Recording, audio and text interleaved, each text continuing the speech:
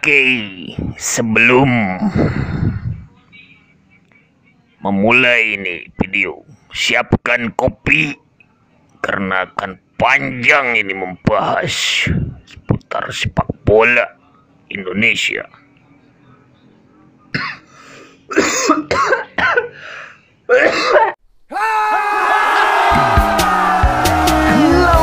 Halo bersama Bung Sak seputar informasi olahraga ya. Jangan lupa untuk like, komentar, dan subscribe ya untuk update setiap hari.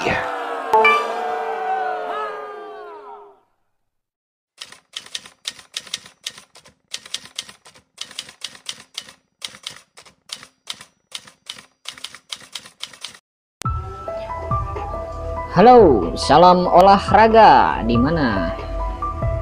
Sini akan membahas tentang sepak bola yang mana timnas Indonesia yang kemarin mencatatkan sejarah masuk ke 16 besar Piala Asia ya. Dan jadi banyak pengamat dari sana sini untuk timnas Indonesia, perjalanan dari pelatih kepala yaitu Coach STY ya. Jadi ada dua sisi di mana banyak yang menginginkan untuk dipertahankan, diperpanjang kontraknya, namun dari berbagai sumber media yang saya baca, kontrak Coach STY itu akan diperpanjang bila ada target lagi ya, dimana target selanjutnya yaitu U23 Piala Asia yang harus menembus babak 8 besar ya, dimana ini turnamen bukan agenda dari FIFA ya. Jadi nantinya akan sangat sulit nih ya untuk memanggil pemain bila dalam kondisi bukan agenda FIFA ya. Pemain-pemain abroad seperti Justin Hubner, Ipar Jenner, Rafael Strike, itu saya suka manggilnya itu Rafael Strike guys. Mungkin bila nanti bentrok dengan jadwal klub, mungkin akan agak harus ada nego ya, ada diplomasi nanti di klub untuk bisa melepas pemain timnas Indonesia yang sangat diandalkan ya, terutama yaitu ya yang 3 nama itu kemungkinan akan sangat diperlukan oleh Coach STY untuk U23 Piala Asia. Itu pembahasan untuk U23 ya. Jadi untuk pembahasan selanjutnya yaitu tentang kontrak ya, kontrak Coach STY itu banyak yang berseliweran ya. Apakah akan diperpanjang oleh PSSI, di mana Ketua Umum Pak Erick sudah menyatakan profesionalisme ya, profesionalisme kesepakatan yang sudah dilakukan bersama Coach STY bahwa target-target yang diberikan oleh PSSI nantinya itu berlaku untuk pelatih Sintayong ya. Jadi untuk para pecinta sepak bola harus bersabar dulu ya untuk melihat apakah pelatih tim nasional kita itu akan diperpanjang atau tidak. Di sini saya berbicara karena saya suka menulis tentang artikel-artikel sepak bola ya. Ini tentang perbandingan head to head, tim-tim. Jadi itulah dimana background saya karena suka menulis tentang artikel-artikel sepak bola ya. Jadi saya berbicara sesuai data dan fakta ya. Jika ada yang keberatan dengan opini dan narasi saya, boleh berkomentar di bawah ya. Sambil ngopi di malam hari ini, jadi enak ya, ngobrol tentang sepak bola di malam hari.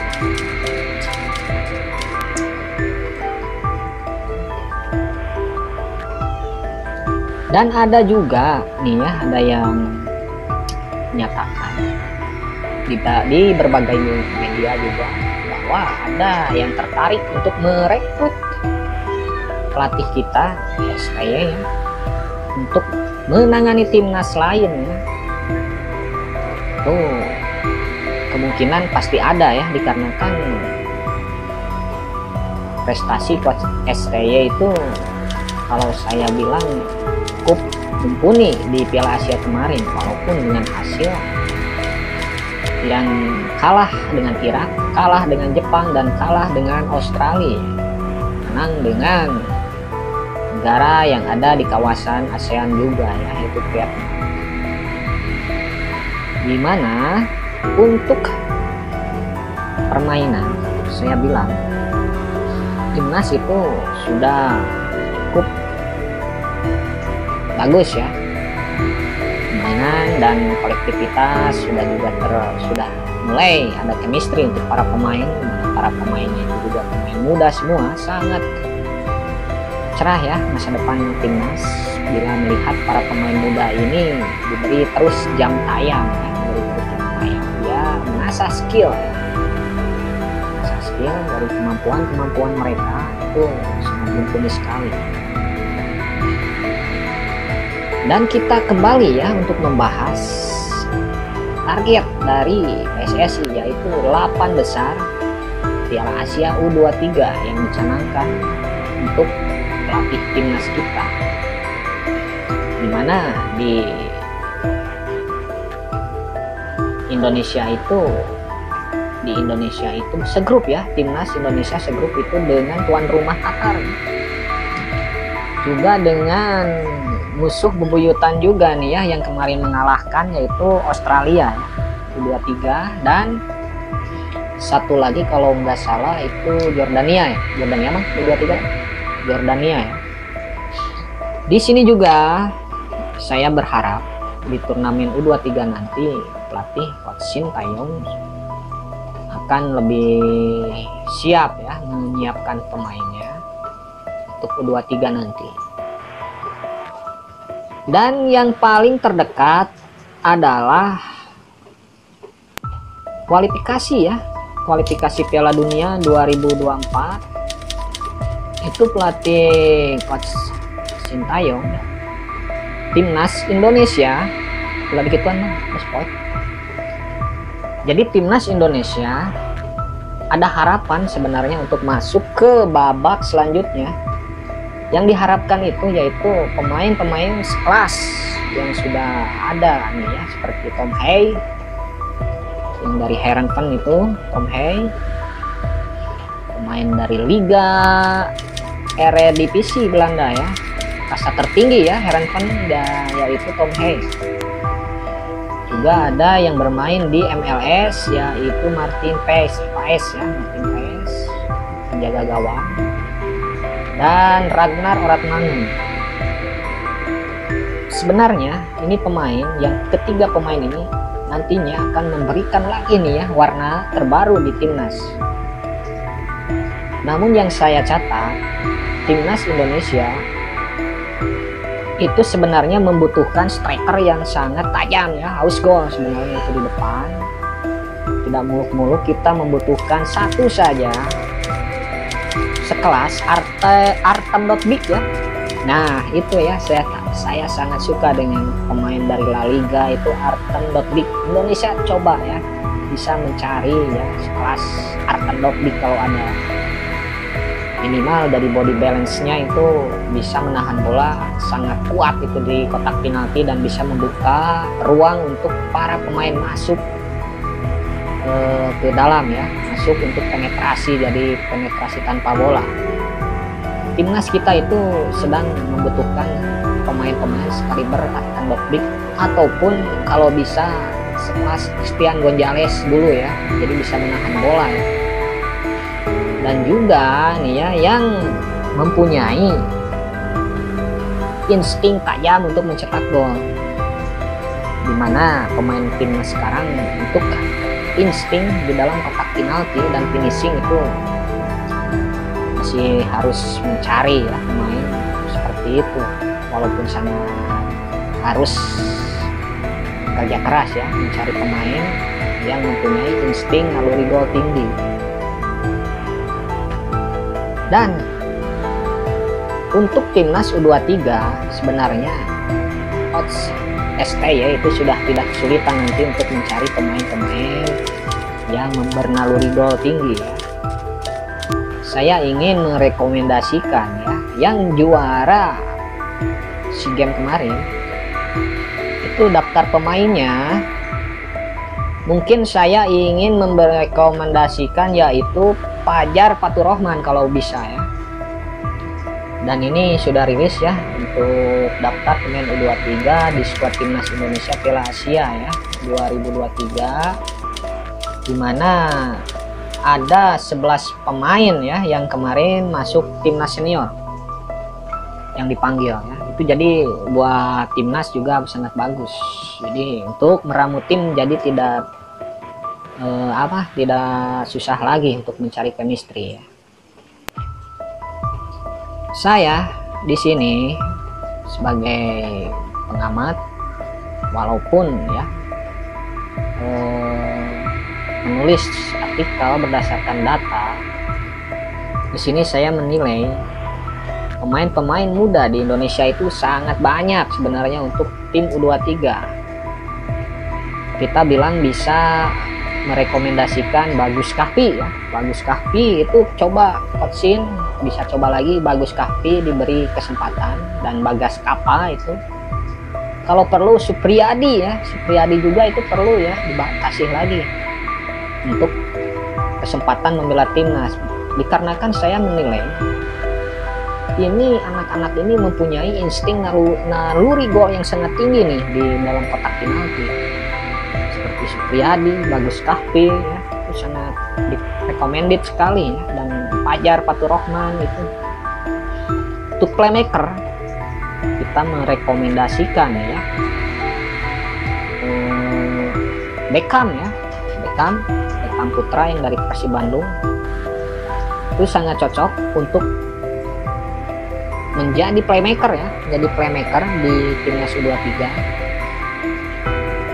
Dan untuk gelandang bertahan kita masih bisa untuk Ivan Jenner, walaupun saya ingin melihat Alpeandra Dewangga ya masuk lagi ke U23, apakah usianya masih bisa atau tidak.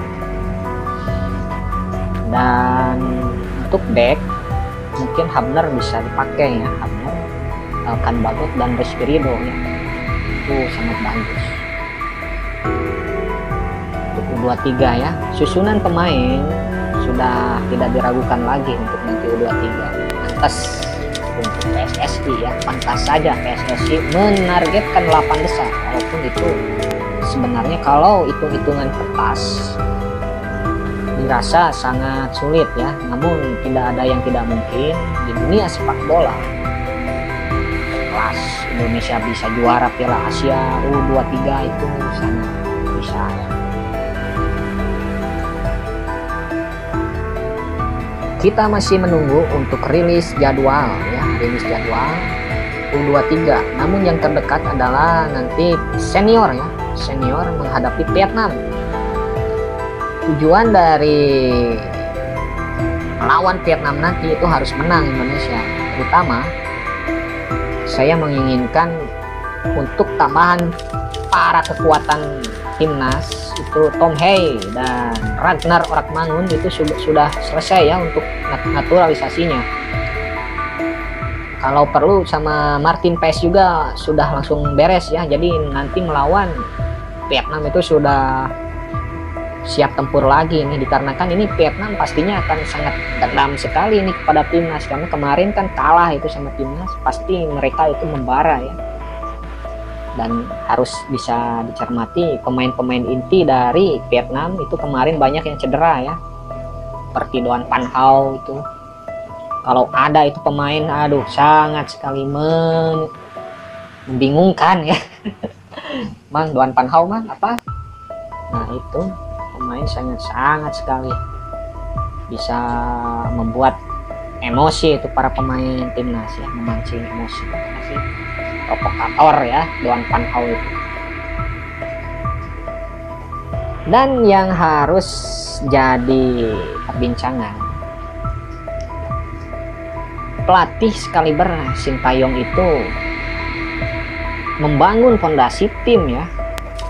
Jadi saya pernah dari data ya, melihat dari data dan fakta ya, Coach Shin pernah berwawancara dengan media Korea, di mana Coach Shin itu bertujuan untuk membangun fondasinya dulu ya, fondasi timnas ya. Apa itu fondasi? Di mana fondasi itu maksudnya itu dari bawah ya. Jadi kita itu Indonesia itu bukan harus mencari gelar, tapi kita harus membentuk tim yang kuat dari bawah ya. Makanya Coach Shin berani mengangkat ya, memotong beberapa generasi yang langsung jadi pemain muda ya, rata-rata usianya itu 21 semuanya, di bawah 21 tahun itu. Sangat luar biasa nih, Coach Shin berani sekali untuk memotong generasi timnas. Dan cukup efektif ya, efektif sekali, karena kan timnas Indonesia itu butuh sekali pemain-pemain muda yang haus ya, haus akan jam tayang terutama ya, jadi jam terbang ya. Dan nanti kita akan lihat ya nanti hasilnya di Piala Usia U23. Pemain-pemain yang kemarin bermain di senior tentunya akan mempunyai mental yang sangat hebat ya. Tidak bisa membayangkan nanti U23 Indonesia. Namun kita jangan juga untuk terlalu berekspektasi tinggi ya, jadi berobsesi bahwa timnas akan kuat. Lawan yang kita hadapi itu juga bukan lawan sembarangan, lawan tuan rumah ya, Australia, yang terutama yang akan kita hadapi itu tim-tim besar. Tapi di sini saya ingin menegaskan bahwa sepak bola itu janganlah membeda-bedakan bahwa ini tim besar, ini tim kuat lawan. Itu salah sebenarnya, karena sepak bola itu dimulai dari 0-0 ya. Dan yang mempunyai tim kerjasama, chemistry, skill yang sudah terbentuk, walaupun melawan sekelas tim besar pun bisa itu menang, yakin itu saya. Jadi jangan ada narasi, wah ini tim besar nih, lawan Australia, lawan Jepang. Itu sangat kesal saya ya, terutama di komentator-komentator di Indonesia itu terlalu apa ya, menerbangkan gitu, terlalu meninggikan lawan gitu ya. Jadi harus diubah ya, harus diubah untuk Indonesia jadi tidak takut kepada siapapun ya. Siapapun lawan gitu ya, lawan saja, itu juga ada jalan untuk meraih kemenangan ya, terutama gelar yang diinginkan para pengamat. Kalau saya melihat timnas itu sudah bukan lagi gelar, tapi melihat permainan dan daya juang tinggi, itu juga masyarakat Indonesia juga sudah mengapresiasi. Terima kasih ya. Sampai di sini dulu, nanti kita lanjutkan di obrolan-obrolan selanjutnya yang sangat menarik tentang obrolan-obrolan sepak bola. Nantinya juga di channel ini akan mengundang para pengamat sepak bola, walaupun dari sepak bola tarkam ya, namun tidak diragukan lagi untuk meringkas atau merangkum data-data sepak bola, bahkan bisa lebih hebat sebenarnya, lebih tahu pemain-pemain ataupun kompetisi-kompetisi yang ada di Indonesia, yang ada di dunia. Jadi Bravo Timnas, semangat Timnas Indonesia ya. Kita sebagai supporter harus sportif ya, mendukung Timnas Indonesia. Salam olahraga.